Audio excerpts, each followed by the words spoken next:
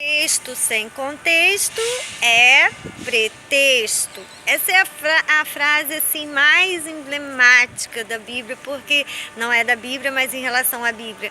Porque é um fato, a Bíblia ela é toda contextualizada, Gênesis está contextualizada com Apocalipse e Jesus está contextualizado com o Velho Testamento, tanto é que ele cita. Então aí você dizer que Davi não existiu, certo, você vai ter que dizer que Jesus também não existiu, porque ele citou Davi, entendeu?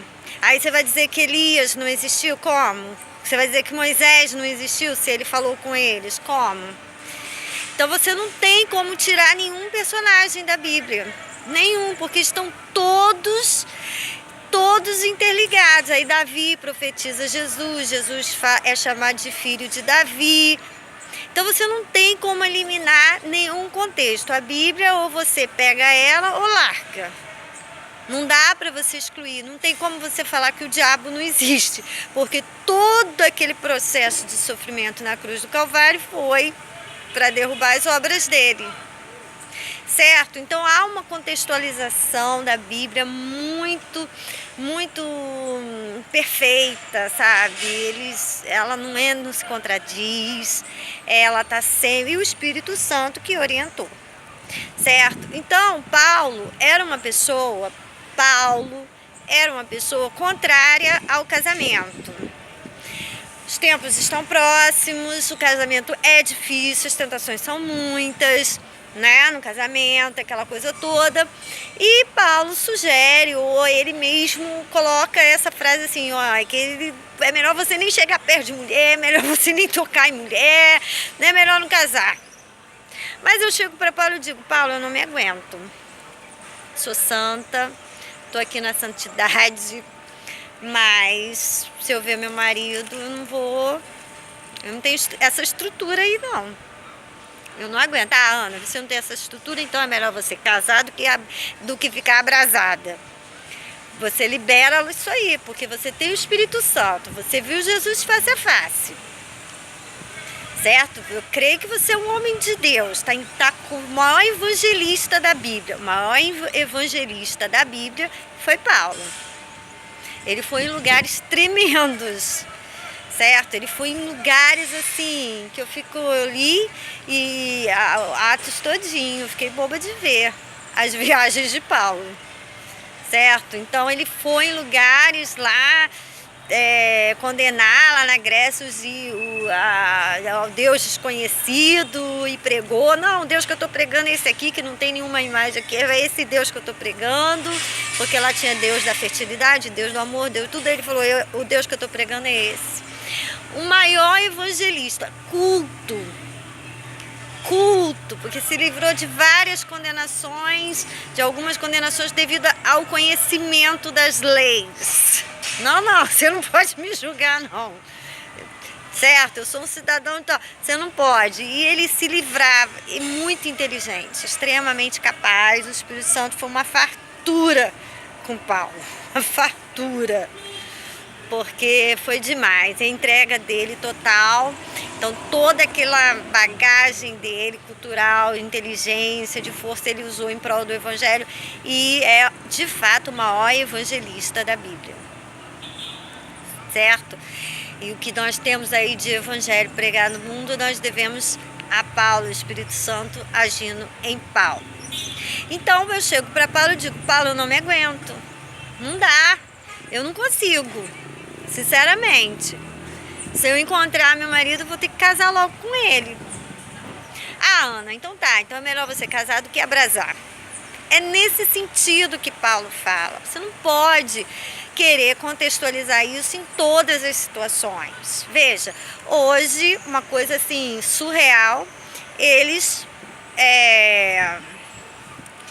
agora autorizaram o casamento entre homens e mulheres. Veja. O que é o casamento? Não é bíblico? Quem é o autor da Bíblia? Não é o Espírito Santo, o Espírito de Deus? Que ele é favorável às relações homossexuais? Não. A igreja está firmada em cima de quê? A igreja cristã? Em cima da Bíblia. É um contrassenso. É um contrassenso, é só para massagear o ego, para não dizer que não é diferente das outras pessoas. Se a Ana pode, eu posso também. Se ela pode, eu posso também. É assim, certo? A Bíblia condena a relação homossexual. Isso é condenado por Deus. E a igreja cristã está firmada em cima da palavra de Deus. Ele é o verbo que se fez carne. Aí você entra em contradição com o dono da palavra, né? O dono da casa. Porque o dono da casa diz que não aceita. O dono da casa, da igreja, que criou essa instituição política, social chamada família. Esse inventor determinou as regras. Aí você agora vai contrariar as regras do Criador, porque você se sente excluído da sociedade. Então, é melhor casar do que se abrasar hoje. Podemos usar essa frase para os casamentos gays? É óbvio que não. Não se encaixa. Mas eles estão abrasados? Eles estão abrasados. E aí? A justiça já permite o casamento entre pessoas do mesmo sexo. Paulo está falando para eles? Não, porque a Bíblia ela é sensata e ela vem seguindo uma diretriz, ela vem seguindo uma regra de conduta. Então, se ele está falando, como ela é contextualizada, então vamos ver o contexto de toda essa Bíblia para a gente entender o que é o casamento. Pessoas de sexos diferentes, homem e mulher. Desde Gênesis a Apocalipse se trata de casamento só para essas pessoas. Nem sequer menciona essa questão de casamento de pessoas do mesmo sexo. Então, você não pode pegar um texto bíblico e querer enquadrar para a realidade que vocês adotaram para este momento histórico, para este período da humanidade. Porque a Bíblia ela é a mesma palavra desde o dia que se fez. Esse é o raciocínio de Deus. Então uma pessoa sensata... Eu ouvi uma pessoa uma vez dizendo que você não pode trazer o autor para você. Você tem que ir para o autor, ver o que o autor quer dizer.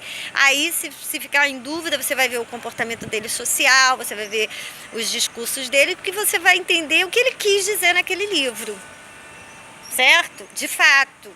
Não, ele era uma pessoa contra o homossexualismo. Então, você não pode pegar isso e contextualizar na realidade sua, que você está vivendo, certo? Porque texto sem contexto é pretexto para heresia. Então, quando ele fala é melhor casar do que abrasar, não se enquadra nem para os casamentos gays, nem muito menos com uma prostituta. Se ele mesmo está advertindo para você fugir da prostituta. Como é que você vai querer enquadrar esse versículo? Se ele manda você fugir da prostituta.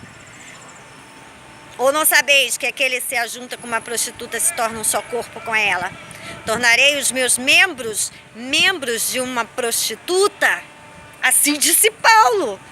Então não se enquadra esse versículo para prostituta e nenhuma outra relação que não seja a que a Deus estipulou, homem e mulher.